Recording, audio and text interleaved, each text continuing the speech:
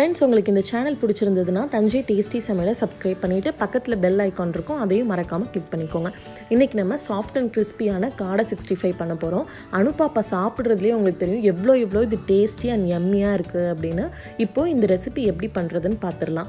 First ஒரு பாத்திரம் எடுத்துக்கோங்க. 2 டீஸ்பூன் இஞ்சி பூண்டு பேஸ்ட்டு, 1/2 டீஸ்பூன் மஞ்சத்தூள், தேவையான அளவு மிளகாய்த்தூள். நாங்கள் இப்போது 2 டீஸ்பூன் மிளகாய்த்தூள் ஆட் பண்ணியிருக்கோம்.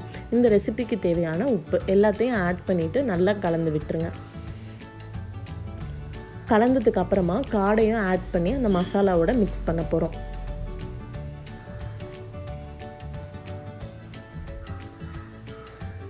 அடுத்ததாக குக்கர் எடுத்துக்கோங்க. அதில் கொஞ்சமாக தண்ணி ஆட் பண்ணிவிட்டு அந்த காடை பரட்டி வச்சோம்ல அதை வந்து அந்த பாத்திரத்தோடையே உள்ளே வைக்க போகிறோம். எந்த தண்ணியும் அதுக்குள்ளே ஆட் பண்ண வேண்டாம். ஒரு மூடி போட்டு மூடி வச்சிடலாம். இப்போது குக்கர் க்ளோஸ் பண்ணிவிட்டு வெயிட் வச்சுருங்க. ஹை ஃப்ளேமில் 4 விசில் வைங்க. இப்போது 4 விசிலுக்கு அப்புறமா ப்ரெஷர் ரிலீஸ் ஆயிடுச்சு. நம்ம ஓப்பன் பண்ணி பார்க்கலாம். இப்போ பார்த்தீங்கன்னா காடை நல்லா வெந்திருக்கு, சைடில் தண்ணி விட்டுருக்கு.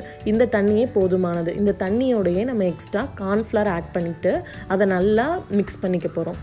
கார்ன்ஃப்ளவர் ஆட் பண்ணுறதால நமக்கு கிறிஸ்பியாக இருக்கும், ஒன்றுக்கு ஒன்று ஒட்டாமல் இருக்கும்.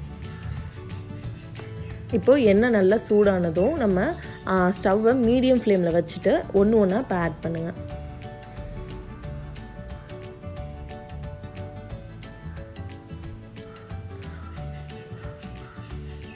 ஒரு சைடு கோல்டன் ப்ரௌன் ஆனோன்னே அடுத்த சைடு திருப்புங்க.